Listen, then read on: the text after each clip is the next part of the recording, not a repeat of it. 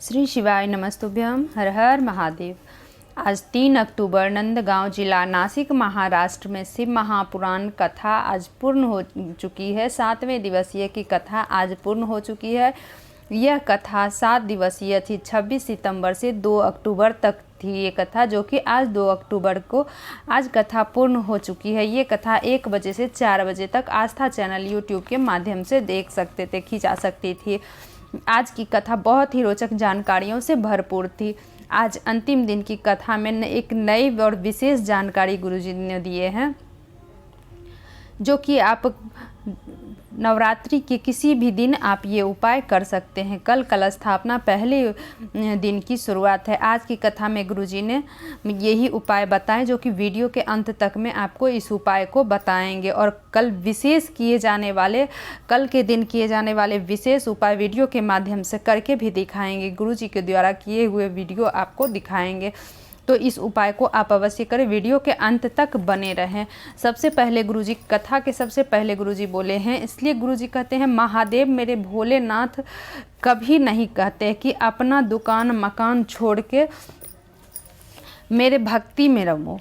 सारे समस्या का हल 1 लोटा जल, बस 1 लोटा जल समर्पित कर दो महादेव को। शिव पुराण से हमें प्रसंग मिला है कि भगवान शंकर को किसी से वैर नहीं। भूत प्रेत सर्प देव राक्षस विष को भी भोलेनाथ अपने कंठ पर रखते हैं। मेरे महादेव को भी भोलेनाथ अपने कंठ पर विष को भी रखा है। मेरे महादेव को किसी से वैर नहीं, किसी से डर नहीं है। तो बढ़ते हैं आज की कथा की अगली जानकारी के। गुरुजी बोले पितरों की स्वामी है आर्या माँ, वो भी भगवान शिव की ही आराधना करती है। तो बढ़ते हैं आज की विशेष जानकारी की ओर। 3 क्रम है पितरों के।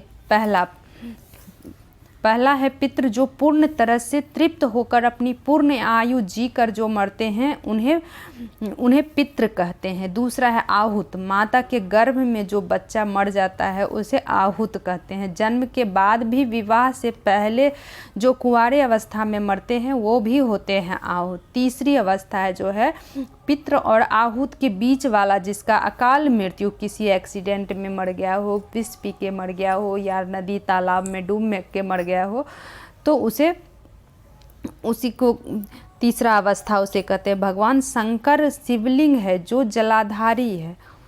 आज की जो विशेष उपाय है आप ध्यान से देख सकते हैं, वीडियो के माध्यम से आपको दिखा रहे हैं। शंकर भगवान का शिवलिंग है जो जलाधारी है, जिससे कि जल नीचे की ओर बहती है। शिव पुराण की कथा कहती है कि कोई कहे आपके घर में काल सर्प दोष है, पितृ दोष है, कैसा भी दोष है, आपकी 3 उंगलियां जो 3 उंगलियां हैं, एक उंगली को छोड़ के अपनी गोत्र का स्मरण करते हुए कैसा भी दोष हो आपके घर में वो दोष समाप्त हो जाता है। बस 3 उंगली आपको शिवलिंग पे फेर देना है, जो कि मैं आपको वीडियो के माध्यम से दिखा रही हूँ।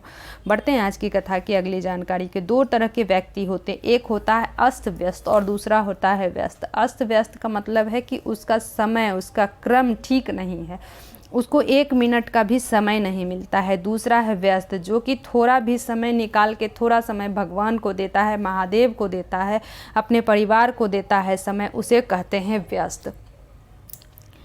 बढ़ते हैं आज की कथा की अगली जानकारी की ओर। एक पत्र आया दत्ता जी का। उन्होंने कहा कि 1 लोटे जल का क्या वर्णन करूं गुरुदेव, रुद्राक्ष का मैं क्या वर्णन करूं गुरुदेव। मेरी पत्नी पागलों की जैसे हरकत करने लगी थी। मेरे पास पैसे नहीं थे दिखाने के लिए, फिर भी किसी तरह से मैंने डॉक्टर से दिखाया तो डॉक्टर बोला ब्रेन में नस दब गया है। डॉक्टर भी बोला कि ऑपरेशन के बाद कुछ ये नहीं हो सकता है कि ठीक ही हो जाएगी। तब मैंने सीहोर से लाया हुआ रुद्राक्ष को पानी में गलाकर उस पानी को मैंने अपनी पत्नी को देना शुरू किया। बाबा पे 1 लोटा जल चढ़ाना शुरू किया। अब मेरी पत्नी ठीक है।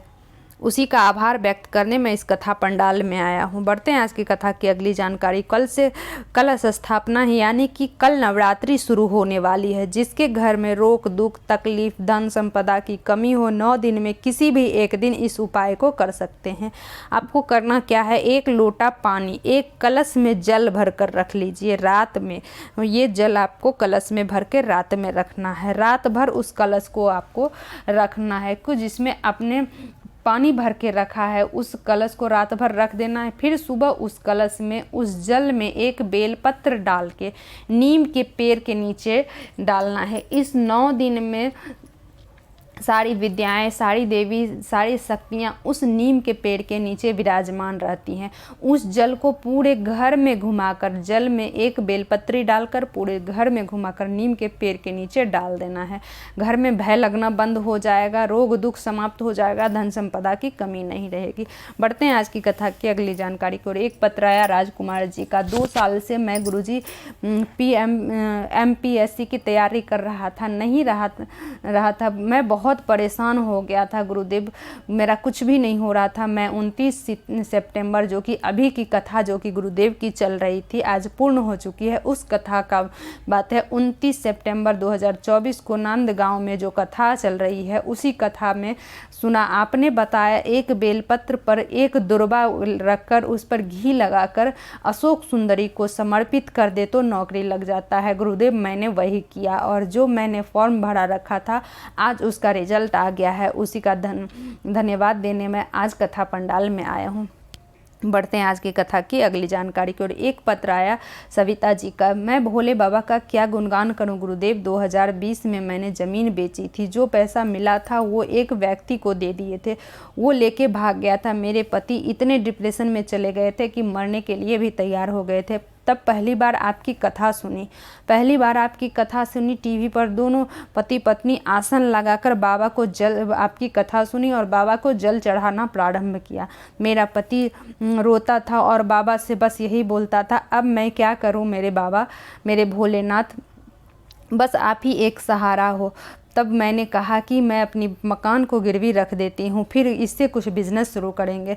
तब मैंने अपना घर गिरवी रखकर दूध का व्यापार शुरू किया। उसी दूध का घी बनाया, घी लेकर के मैं सीहोर गया, सीहोर के भंडारे में दिया। आज मेरा खुद का प्रोडक्ट चलता है, मेरा दूध घी दूसरे देश भी जाता है। आज बाबा की दया से दिया हुआ सब कुछ मेरे पास है। उसी का आभार व्यक्त करने में इस कथा पंडाल में आई हूँ। गुरुजी की जो अगली कथा है 5 अक्टूबर से 9 अक्टूबर तक कथा होने वाला है। ये कथा श्री हनुमान कथा है। ये हापुड़ में ये कथा 1 बजे से, पहले दिन की कथा 1 बजे से 4 बजे तक देखी जाएगी। आस्था चैनल यूट्यूब के माध्यम से देख सकते हैं। बाकी 4 दिन की कथा 2 बजे से 5 बजे तक आएगी आस्था चैनल यूट्यूब पे, तो आप ये कथा का श्रवण कर सकते हैं। ये कथा हापुड़ में है और इस कथा का नाम श्री हनुमान सी पुराण कथा रहेगा। तो मेरी ये वीडियो आपको कैसी लगी कमेंट बॉक्स में ज़रूर बताइएगा। कमेंट बॉक्स में श्री शिवाय नमस्तुभ्यम हर हर महादेव जरूर लिखिए। अगर कोई उपाय आपको ना समझ आए तो कमेंट बॉक्स के जरिए आप पूछ सकते हैं। मेरे चैनल पर नए हो तो सब्सक्राइब कर लो, बेल बटन प्रेस करना ना भूलना ताकि मेरे ऐसे ही वीडियो की नोटिफिकेशन सबसे पहले आप तक पहुंच सके। श्री शिवाय नमस्तुभ्यम।